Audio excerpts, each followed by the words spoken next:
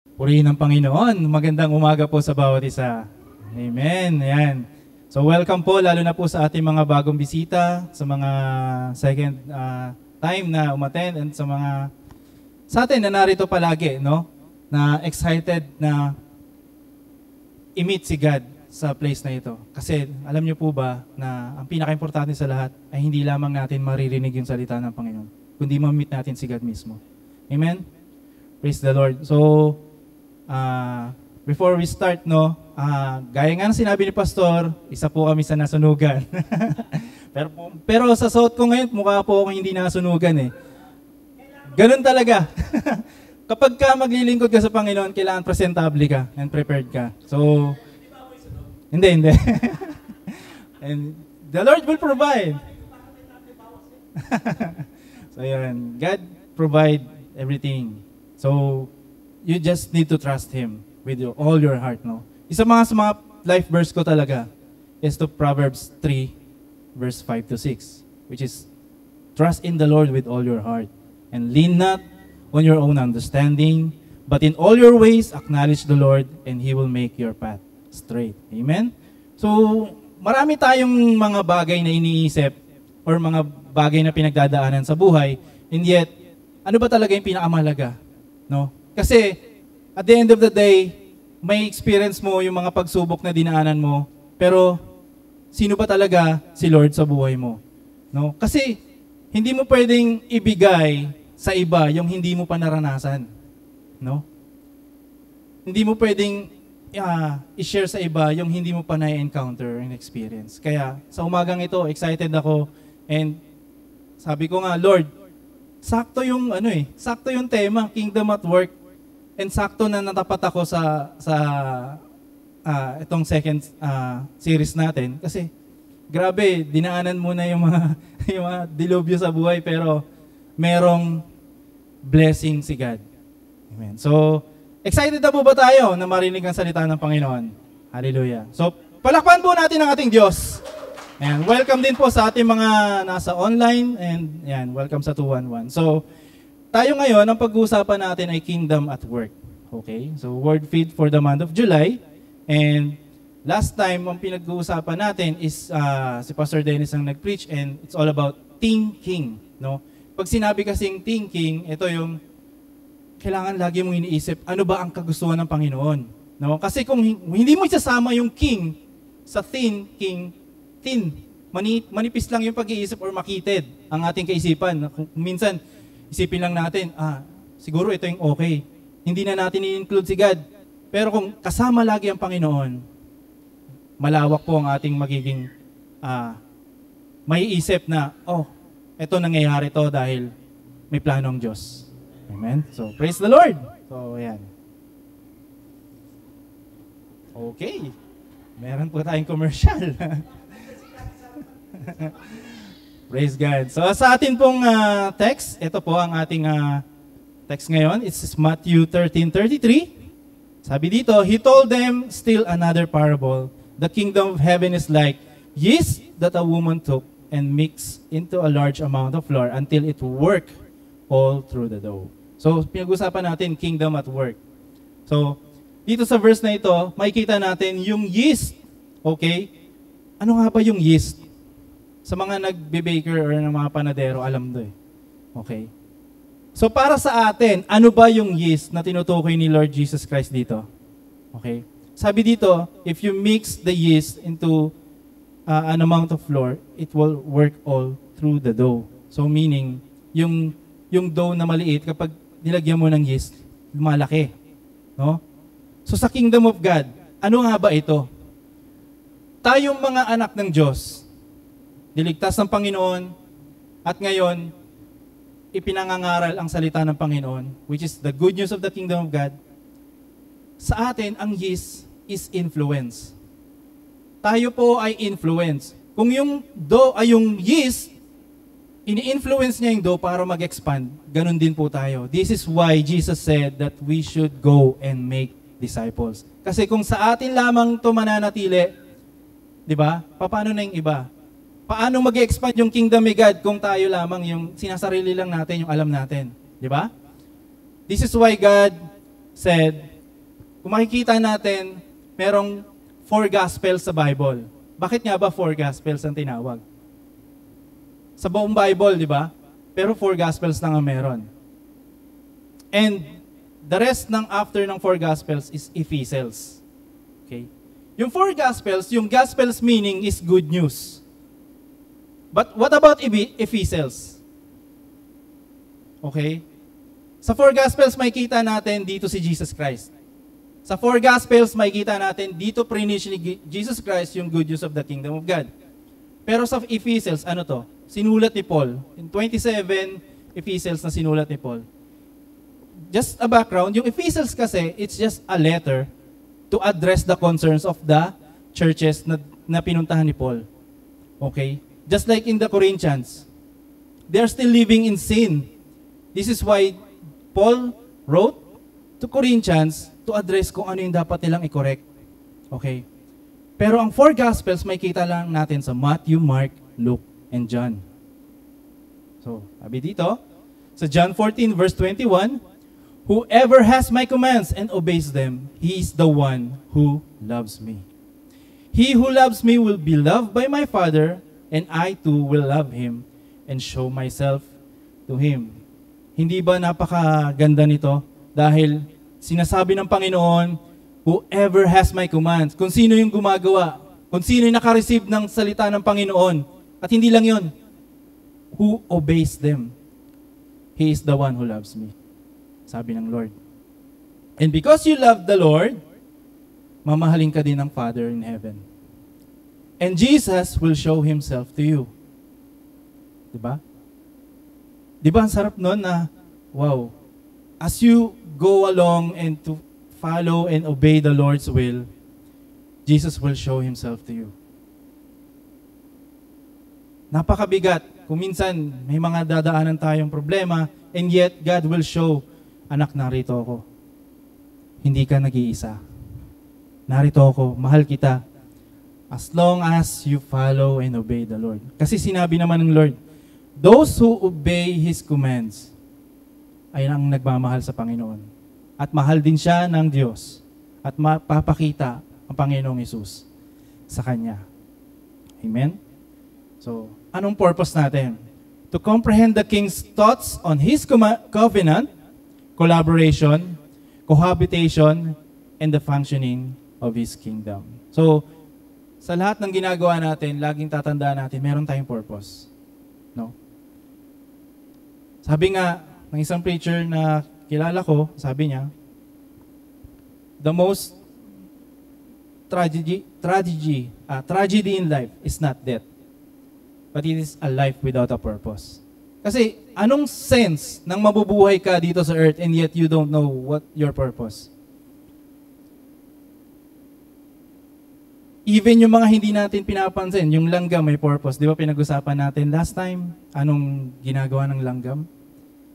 Yung lamok, yung mga yan. Pa nga natin yan minsan. And yet they have the purpose.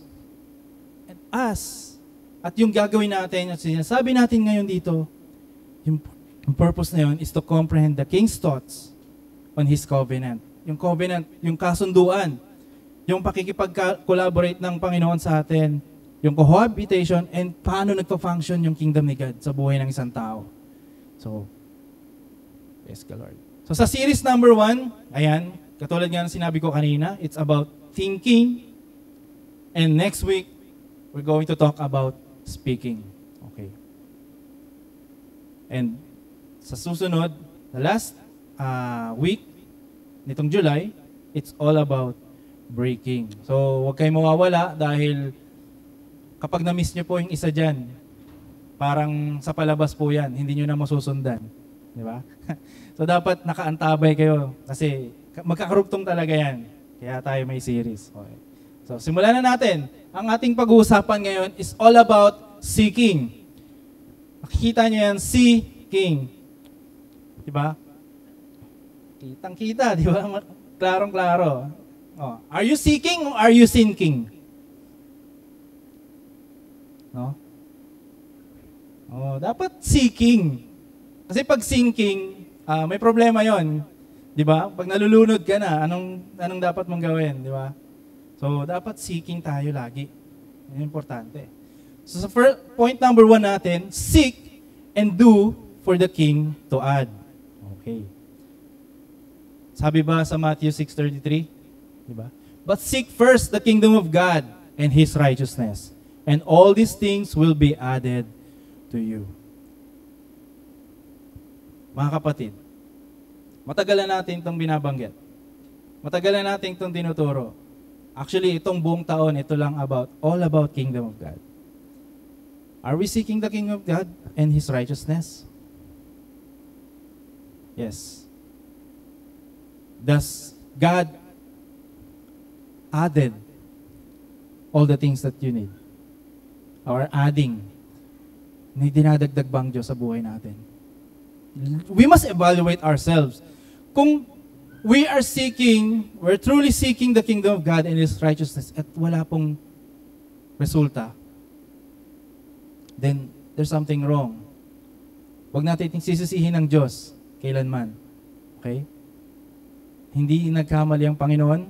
Let's check ourselves, saan akong mali? Ano po bang problema? No? So, we should seek the kingdom of God and His righteousness. Oops, sorry. So, bakit importante ito? Na-seek natin ang kingdom of God at yung to live in holiness or in righteousness. Kasi why? It will gives us clarity. Mga kapatid, alam nyo ba, isa sa mga pinakamahirap na i-handle sa life ay yung mamuhay ka ng yung stressful ka masyado. Marami kang iniisip. Di ba? Sino ba naman ang taong hindi nagkaroon ng problema sa buhay? Araw-araw may problema ka. Minuto nga may problema ka eh. Isipin mo, saan ako pupunta mamaya? Problema na yan. Anong kakainin namin? Anong iluluto ko? Sino kayang tao sa bahay? Di ba? Yung mga bagay na yan, simple lang yan, pero pinoproblema mo na yan. Pero, if you seek the kingdom of God and His righteousness, it will give you clarity. Di ba sinabi ni Lord, bakit kayo nag-worry sa mga pagkain, sa inyong susuotin, sa inyong mga titirahan? Alam ng Diyos. Alam ng Diyos. Kung yung ibon nga, pinapakain ng Diyos at hindi meron silang nakakainan. Kayo pa kaya na nanggaling mismo sa Panginoon at mahal na mahal ng Panginoon. Amen? It will gives you clarity. No more second guessing in every decision. Kapag decision ka, hindi na ikaw yon. Si Lord na kasi He will teach you and He will speak to you, anak, ito ang gagawin mo. Ito yung kailangan mong gawin. Ito yung decision na kailangan mong gawin. Kasi kung hindi ka submissive, kung hindi ka nag-repent, at hindi ka nagpapasurrender sa Panginoon, anong mangyayari? Ikaw lang din ang nag-decision sa buhay mo. And at the end, ikaw pa rin yung mag-fail. Sasabihin mo, bakit? And then you will, sadly, mayroong mga taong sisisihin ng Diyos dahil nagkamali sila sa kanilang ginawa. No? Pangalawa, it will give you peace. Mga kapatid, isa sa pinakayaman na binigay ng Panginoon, kapag nasa Panginoon ka, ay ang kapayapaan. Do you have the peace of mind? Alam natin, meron tayong kanya-kanyang dinadaanan. But the most important thing is, do we have the peace of mind? Kasi kahit, ito lagi kong patunay na, even ang mayayamang tao, walang peace of mind. Yung mga kilala nating sikat, bakit sila akala ko, pagka meron ka na ng lahat, okay na. Akala ko, pagka may bahay ka ng malaki, maganda yung magarbo yung mga sasakyan, namumuhay ka na ng hindi ka na kinakapos, akala ko okay na lahat. Pero alam nyo ba, na hindi naman target ni Satan kung ano yung meron ka eh. Ang target niya yung mind.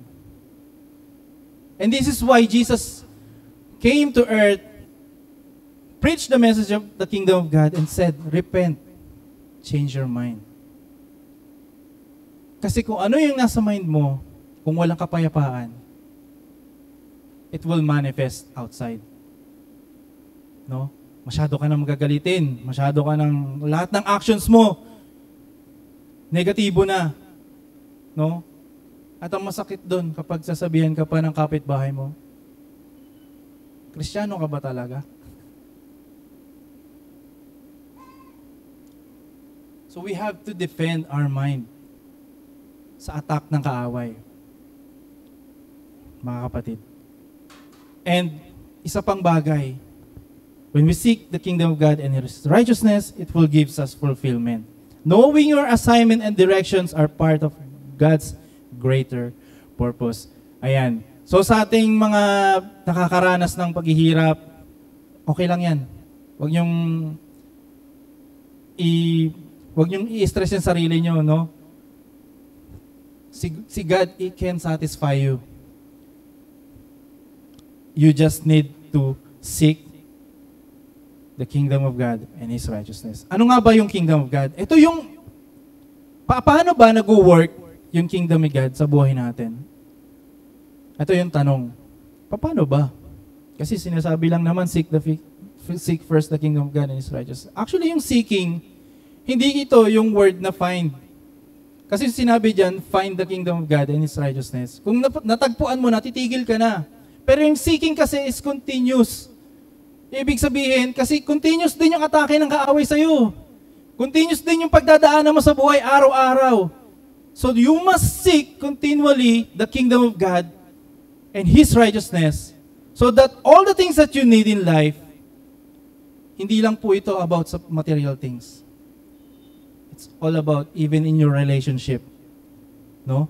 Kung gusto nyo ma-restore ito, just submit to God. No? And live in holiness. Amen? Praise God.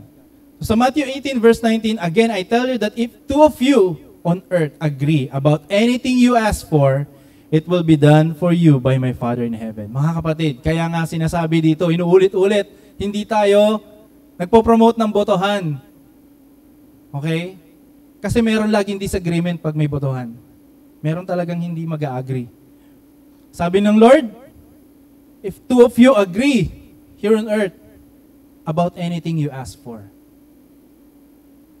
it will be done for you by my Father in heaven. Hindi na magdadalawang isip si Lord. Kasi agree kayong dalawa. And ang will ng Lord is ipagkaloob sa atin yung bagay na magbe-benefit, hindi lang tayo, kundi mag-glorify din siya. Diba? So dapat lagi tayong merong agreement. Kung meron man sa bahay, meron man sa inyo sa bahay na hindi kayo nag-agree sa ganitong bagay, then pag-usapan nyo. No? Huwag nating hayaan na lumipas yung linggo na hindi tayo nag-uusap. No? Kasi mahirap po yan. Lalong-lalo na magkakaroon pa ng mas matinding problema po yan. So, we should always agree in according to the will of God. No. Sa ating second point, seek and discern for the king to heal. Sa 2 Chronicles 7:14, if my people who are called by my name will humble themselves and pray and seek my face and turn from their wicked ways, then I will hear from heaven and will forgive their sin and will heal their land. Sa atin ngayon, look at our surroundings. Ano nangyayari sa atin? Ano nangyayari sa bansang Pilipinas ngayon? Ano nangyayari sa mundo ngayon? Sabihin na natin dito na lang sa Pilipinas. Maraming nangyayaring kaguluhan. May giyera, may araw-araw may binabalita. Hindi naman po lahat ng balita sa balita maganda. It's always bad news. Why? Kasi babalita dito, isa na namang namatay. No? Lagi na lang ganun. Pero ang good news lang nasa kingdom ni God. Diba? Ang good news nasa Bible. Okay? So if you seek the face of God, and turn from their wicked ways, then I will hear from heaven and forgive your sins, sabi ni Lord, and will heal your land. So sa atin ngayon, sa atin na narito ngayon, we must pray to God, hindi lang yung ating pangsariling kapakanan, kundi pag-pray din natin yung iba. Pag-pray natin yung ating nation, na Lord, pag-pray natin na ang lahat ay makaunawa at makarinig ng salita mo, na maintindihan nila kung anong kahalagan ng salita ng Panginoon. Nang sa gayon, ang lahat ng makakarinig nito will turn to God, and God will hear our land. Naalala ko lang na meron kaming pinanood noon nung nasa leadership training kami na sobra talaga yung nangyayaring kaguluhan sa bansang yon. Pero grabe po yung power ni God nung nag-work siya doon. Dahil after nung mga tao talagang nag-submit sa Lord, yung mga hindi sila tinutubuan ng mga tinatanim nila, laging tagtuyot. But then, nung nag-submit sila kay God, all of them, yung country na yon, nag-follow kay Lord. Sobra po ang biyaya ng Panginoon sa kanila. No? So, sa atin din dapat. And isa sa mga to, sa 1 Kings chapter 22 verse 5, si King Jehoshaphat. Jehoshaphat. Sabi niya, but Jehoshaphat also said to the king of Israel, first seek the counsel of the Lord.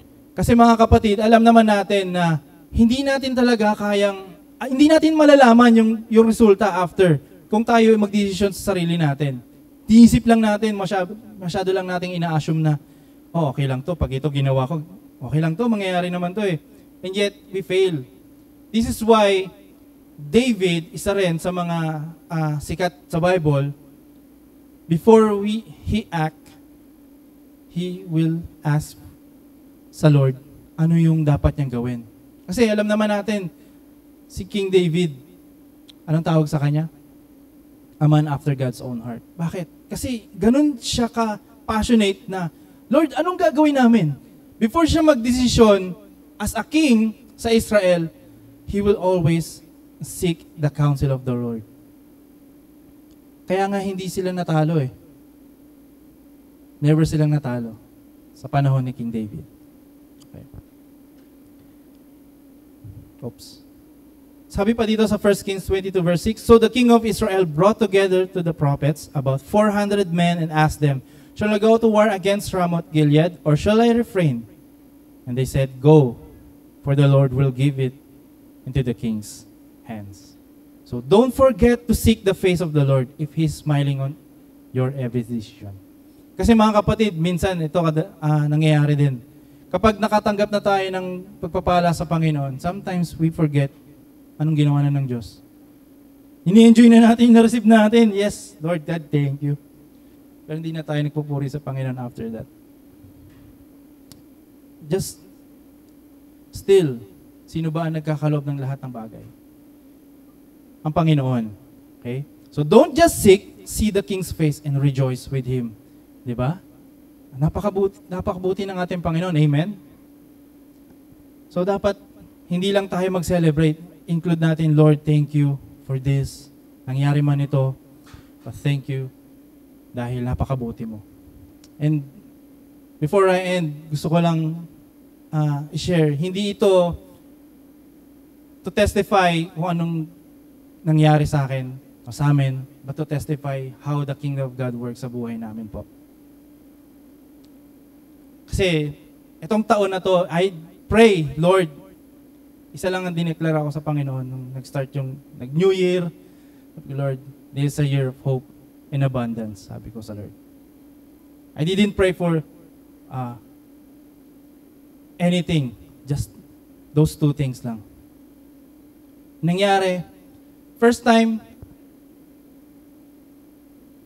nag-work ako, lagi ko pandala yung laptop dyan nasa likod kahit Sunday. Yan, nakikita ni Pastor. No? Actually, nawalan ako ng work, ng trabaho nun. And the enemy is telling me, wala ka ng trabaho. Paano mo ngayon papakainin yung, paano mo ngayon susuportahan yung pamilya mo? You just want me to be worried. But then I declare, Lord God, alam ko may plano ka. Hindi ito eh. Hindi ito. Sabi ko, Lord, may gagawin ka. Alam nyo ba, sa dami ko naman ang in-applyan, nag-apply ako. Etong nag-iisang text na to, hindi ko pa po alam. Kasi, nag-a-attend na po ako sa ibang mga na-applyan ko. Nag-a-attend na ako. Nagtitraining na ako. And then, sinasabi nilang hopper daw eh, pag sa video, sa hopper. Parang palipat-lipat. And then, nakareceive ako ng text. Sabi ko, ano to? Yun pala, may nag-email sa akin yesterday pa na hindi ko na-check. So, nag-follow up sila ngayon. Sabi ko, nung chinek ko kung ano yung offer na binibigay nila, aba, doble po or triple pa doon sa dating pinagtatrabuhan ko. Ganun po humilo si Lord. Nung may motor din kami before, gamit namin 3. Nahatak yun.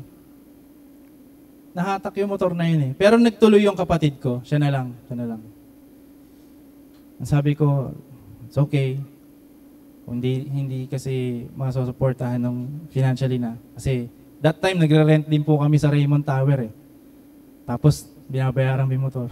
So, almost parang 20K po a month yung aming binabayaran. Sabi ko, sige Lord, magpapahinga muna kami. Mag-iisip-isip kung ano ba yung dapat mangyari.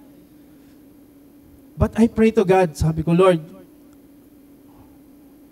kung magkakaroon man kami ulit ng another mode of transportation, hindi na motor. Hindi na motor. Kasi 3 lang kami, alam nyo ba, kapag umuulan, hihinto kami sa gilid. Minsan, hirap na hirap, naawa ako kay Caleb kasi minsan nakakatulog na lang yan doon, nasa likuran ko. Tapos, ang init-init, minsan nag-uulan. So, minsan, nagreklamo pa yun minsan pagtulog na. Minsan sinisipa po ako niyan eh. So, ayun.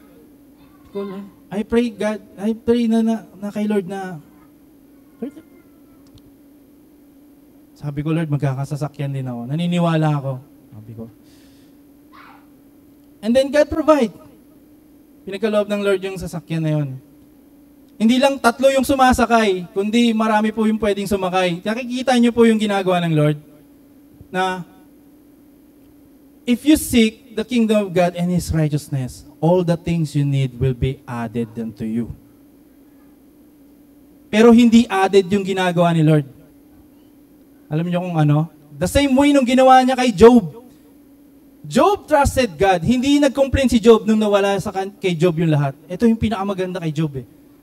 Nung nawala kay Job, yung family niya, yung farm niya, yung everything na meron siya, he didn't complain. And yet, he praised the Lord. He gave thanks to the Lord. At anong ginawa ng Lord? Hindi niya inad kung ano yung nawala kay Job. He multiply. Ganyan mag-work si God. So nung sa amin din, sabi ko, nung sumasakay kami 3 lang sa motor, 3 lang kami. And yet ngayon, marami nang sumasakay. Nakita nyo, hindi lang niya inad, He multiply. At ngayon yung nasunugan kami sa Mandaluyong nito lang, sakto pa noon, araw ng birthday ko yun eh.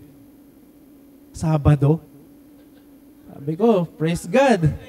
Happy birthday. Kaya binibiro ako ng mga tito-tita ko. Sabi ko, happy birthday. Hindi namin makakalimutan yung birthday mo. Hindi po ako, never po akong umiyak noong time na yun. Sabi ko, Lord, kung ito talaga yung mangyari, it's your will, your will. Wala kaming bahay. As in, giniba na siya.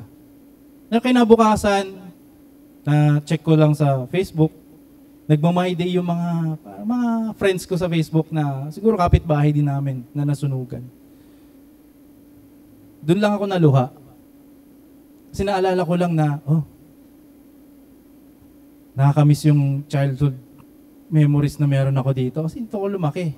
Tapos naawa ako sa mga kapitbahay ko na, ayun, nalulungkot sila kasi wala na silang bahay. But praise the Lord, dahil, alam niyo po, I didn't ask for financial support, yet God provided.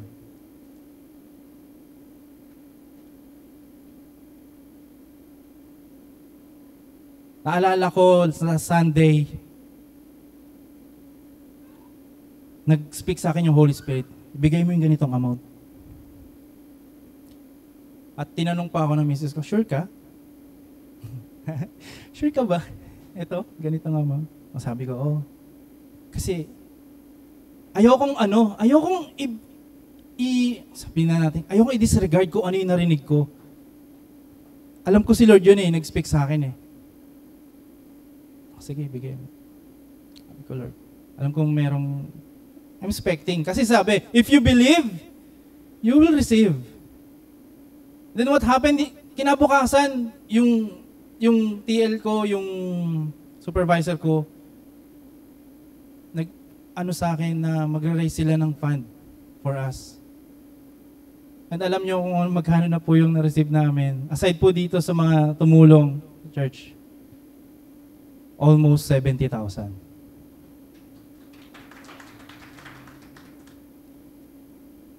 So, what I'm trying to say here, hindi ko po pinagmamalaki ito. Hindi ko pinagyayabang ito. Kundi gusto kong malaman nyo kung paano kumilos ang Lord when you seek the kingdom of God and His righteousness. And all the things that you need in your life will be added to you. Ganun mag-work si Lord. You need to trust Him. Kahit ganito man yung nangyayari, I need to trust you, God. Bakit? Sino pa bang pagkakatiwalaan ko? Diba? Sino pa bang pagkakatiwalaan natin? Ang masakit nga kung minsan sa katotohanan, minsan kahit yung pamilya natin, ang hirap pa ang pagkakatiwalaan Lalong-lalo na kapag may nagawa sa inyo. Pero hindi tayo ganun kasi anak tayo ng Diyos, dapat tayong patawad palagi. Pero kung may pagkakatiwalaan man tayo ng lubos, yun ang ating Panginoon. Amen? So we must seek the Lord, we must seek His face, we must praise Him, give thanks to Him in everything that we receive. Dahil ang Diyos lamang ang ating source, even our life. Amen? So praise the Lord, purihin po ang Panginoon sa umagang ito. And, glory in His holy name, let the hearts of those who seek the Lord rejoice. Hallelujah. Praise God. Praise the Lord. So sa atin po, look the Lord and His strength, seek His face always. Dahil ang kalakasan na meron tayong makukuha sa Panginoon. Alam nyo, ito yung wisdom na napulot ko. Yung pagkaing physical, hindi ito nagbibigay ng strength sa atin. It will just give us energy para kumilos ulit. Pero yung strength, it always comes from God. No? Kaya kung need mo ng strength, don't seek or don't eat yung mga pagkain na kailangan mo. But eat the Word of God. If you need strength, ask and pray to God for the strength. So anong problema ng mga tao? Bakit di makita ang pagkilos ng Diyos? Sa ating application questions. Ano nga bang problema? And second, nakikita mo ba ang pagngiti o smile ng Diyos sa bawat decision mo? Hallelujah. Praise the Lord. Purihin Panginoon. Hallelujah. Come on, palakpakan natin ng Diyos sa kanyang kabutihan. So let us pray for a moment. Dear Father in heaven, Lord God, we glorify you, we honor you, God. Lord, thank you for your word today. We are so blessed, Lord God, because you are the most important thing and the most important person sa buhay namin, Panginoon. Ikaw lamang, O Diyos, nagpupuno ng aming kakulangan. Though we are weak, we are strong. Though we are poor, we are rich because of you, God. Lord, we know, God, that when we follow you and obey you, and everything that we need, Lord God, even those things that we didn't ask, will be given to us, Lord. Thank you, Lord, as we continue to worship you, Lord Jesus Christ, not just by hearing your word, Lord God, not just by singing, but by doing every day, Lord God, your commandments, Lord God, to obey you every day sa buhay namin, even outside sa place na ito, Panginoon. sa aming workplace, sa aming mga bahay, Panginoon. Nakikita ka, Panginoon, sa buhay namin. Thank you, Lord Jesus. We give you glory. We give you praise. We bless your name. In Jesus' name we pray. Amen and amen. Praise God.